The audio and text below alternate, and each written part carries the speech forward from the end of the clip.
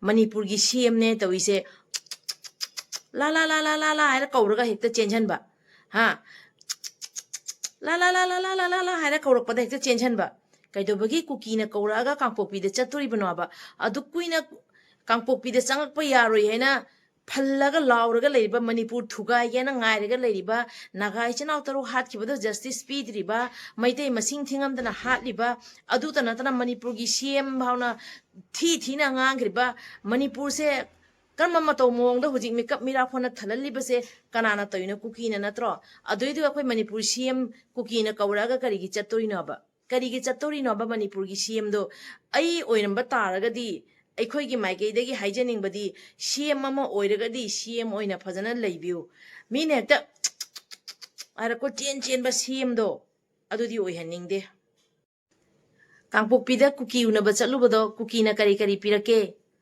ha Kuki una ba chalu de Kuki na kari pirake UNLF MP gi ibung yupa phajan ba yaning de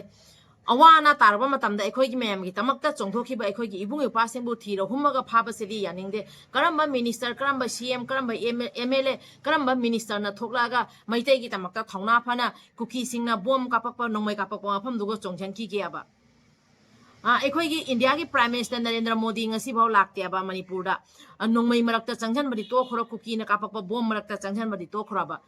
yum kaya tumna mai thadoga pitliba angang sahi phadriba angang bo khaktagi Kuki singna pharaga sahi yamlaba ima nupi angang khaktana Kuki singna tamthina hatkibado central government uriba natra state government uriba natra aikhoi gi tamakta chongthoiba ibung yupa sing mongasi thiro huma ga phari base maitai se loisan gyana khalibra maitai gi mathakta karama kari lalong naba toribado adubo khwaidi hena laibak thibadi akhoi gi state government na aikhoi iramdam sigi tamakta chongthokpi daba amadi Manipur gi yellow mi mayam gi tamakta chongthoaga asida khut thinjalakpa yaroi hana chongthokpi daba se asi khwaidegi hena laibak thibane na khanjei kari gina bada aikhoi gi thawaina pontha oikhirba imung singduga ngasi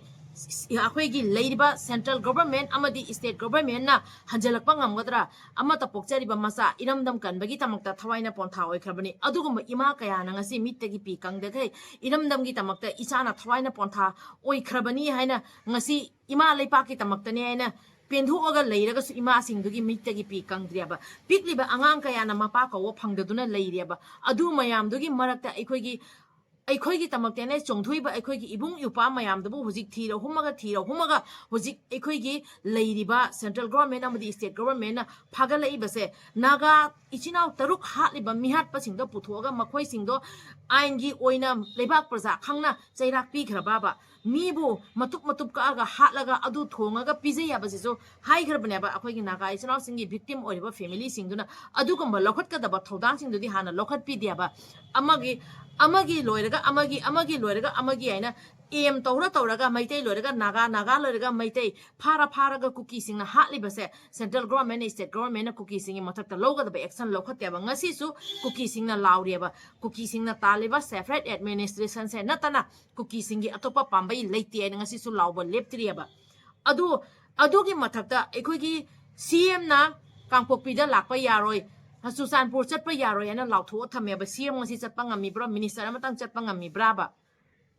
Home Minister Amit Shah na pikhiba order bhauna Kuki singna mawa lobi diaba adugumba Kuki singdugi mathakta chapchaba action lokhatpagi mahutta iramdam gi tamakta aina yelomi mayam kannabagi tamakta aina chongthoiba aikhoi gi ibung yupa sing sibu thiro huma ga phari base asi laibak thibani haidraga di kari haiduniaba adugi mathakta hojik central government ga peace agreement tawnaraga leiriba aikhoi gi UNLF MP gi ibung yupa phajan baise adugi matik laibak thibani aba Kuki singna nongma leptana masing thingamdana illegal immigrants kaya ama changjalaga hana leiramba Kuki gi masinga hojik leiramba Kuki gi masinga kyamok yamna hengalei ba central government khangi bani state government khangi bani adugumba illegal immigrants sing do tanthokpagi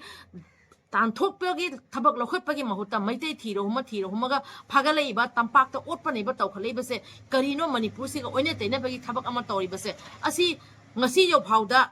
India gi Prime Minister Narendra Modi na Manipur da khongthang ama phauda thangaga hojik changjala ke aina khandre ba lan se lotion ge aina adugi mahuta maitai ibung yupa maitai mayam se bo ngakpi doriba maitai mayam se bo kanbi doriba adugma mayam do thiro humaga phagale ba asigi wahan thokti karina maitai panamak tumna sigra sanu haibagi wafam natabrai se hangjaning ba amadi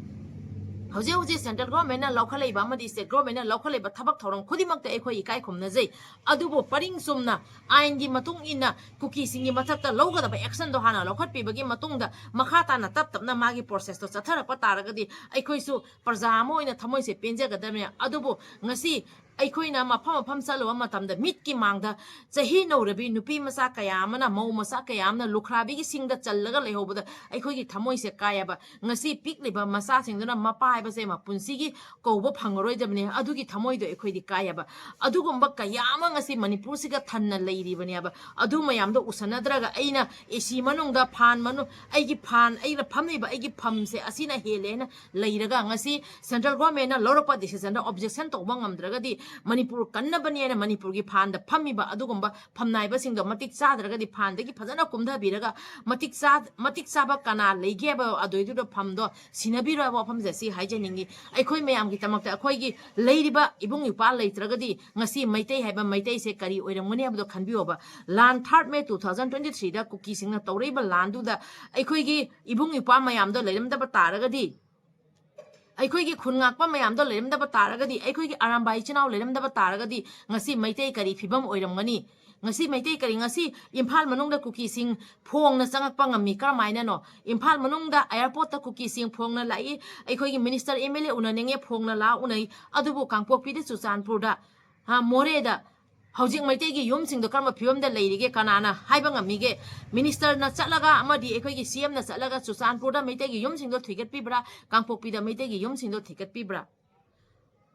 aduna haijagadabdi chinaw mayam ekhoi gi UNLF MPA gi ibung yupa phajan gi base aduki matik nungai jade penjade aduna central government amadi state government da khoina thamjagadaba wafam di hojik illegal immigrants Kuki narco terrorist masing thingam dana changjalaiba adugma Kuki singdo hana Manipur dagi tangthokpi khiba che sang sudaba original inhabitants nataba Kuki singna kramaina Manipur da hojik leiraga Manipur siga irang sagot halibano ba amadi aikhoi gi nagai chinau tarukpu tamthina hatkhiba adugma Kuki terrorist singdo pharaba makhoi singdo chapchana lepak praja khangna cheirak pirabra amadi aikhoi gi linthoi ngambi amadi hemanjit ki kramaina Kuki singna hat khebada purama khangi bani video kaya viral origabani adugi mihat pasing do phangabra asugumba kayama le Kamal Babu le makhong gi mangi ba Kamal Babu gi mihat pa phangabra jiri dagi pikliba angang nupa masa nupi masa amadi ima kaya phajalaga tamthina hatlaga mapi maron phawna mafam marang khang dagi borak turin da thadariba aduguma mihat pasing do pharabra aduguma lokhot ka da ba thodang sing do hana lokhot piwa adugumada hana lokhot pe akhoi ibung yupa thiro maga pharaga ibung yupa singdo hana kadai da kari meitai kanana kandurige meitai kanana ngakturige meitai ngakpi doriga meitai kanbi doriba singdo hana loina thiro humaga phajalaga meitai loisan yaina silbagi mato mongo ubase nungai jade penjade afam je simaka haijege aduga aroibada India gi Prime Minister Narendra Modi ji na malem thungna koi malem thungna chatli Manipur sida laktribase karigino Mirabai chanuna Manipur gi masana notice ki masana India gi tamang medal lobodadi yamna proud oina India na gold adu khak pure e India na silver adu khak pure e hena lauri si simakhak so haijaningi aduga aikhoi gi mathakta Kuki singna bomb nongmai kapak matamda India gi Prime Minister Narendra Modi ji na lanpham duga changhiba leite Home Minister Amit Shah na lanpham duga changhyo leite amadi aikhoi gi Manipur gi CM na Kuki singna nongmai kapakpa bomb kapakpa lanpham rakta changhiba leite aikhoi ibung yupa kayama thawaina pontha oiriba adumaina Central Force kaya thawaina pontha oi khargia ba aikhoi gi athauba mayam amana ngasi thawaina pontha iramdamgi tamakta thawaina pontha pikhibato adumaina Central Force kaya Kuki na nongmai kapakpa bom kapakpa marakta changjallaga thawaina pontha kyamug yamna oikhragia base hangjane Central Force so yam phajana ma magi duty tawri Central Force dai koina khuthin badi nachade adubu aikhoi gi ibung yupa singna aikhoi gi tamakta chongthoi ba dumaina kanana chongthok pirake matamdu da haibado haijabagi wafamni warba awa ana tarba matamda ahamba oina chongthoibase aikhoi gi maitai ibung yupa aikhoi gi maitai sibu karamaina kandori bono manipur gi yellow mi sibu karamaina kandori bono haina thawai pamu da makai nongmai maru marakta chongchali bodo aikhoi gi maitai athoba khaktani amafam je sima khak haijage aduna ye hujik naga amadi maitai da target toriba kuki singi mathakta central government amdi state government na logadaba thodang do hana lokhatpe ofam je sima khak haijage do ichino mem aina ngasi thamjaribo afam sida pendaba kayama phongdokjabani asida asoirani yaukhiba kya lerega so ngakpi waina pari mom channel sibu yengbiriba mayam puna ki famda pari mom channel lai pok nonjari kanglei pakna yai fare ibudo pakhang mana yai fare iramdam ifruptagi ahenba karisu leite imalai pak manipur se leibadagi ni maitai punamaki jangja pham ama lei maitai punamaki haurak pham ama lei haina leiribase aduna haurak pham aikhoi gi iramdam imalai bak kanbagi tamakta aikhoi mayamna logaba thodang apun moina longmina si iramdam haibase aside ahenba karisu leite imalai pak ki tamakta thawai kathobasu kathokane na aikhoi gi ibudo haktaktagi sumaina leirabanina aikhoi su imalai pak iramdam gi tamakta maitai masa amo ina poga aikhoi na karigi ning handribano manipur gi yelhomi ama oina poga karigi aikhoi ning handribano maitai amadi naga amadi manipur gi yelhomi singna punjalaga iramdam kanmine se afam je sima ka haijage amadi manipur da ain kaina chathara iba parjana yaningdaba thabak leiraga de akhoi parja mayam pullaga apunbagi kholaw lawmina se afam je sima ka haijage akhoina logadaba thodang lokhat minasi kanglei pakna yai fare ibudo pakhang mana yai fare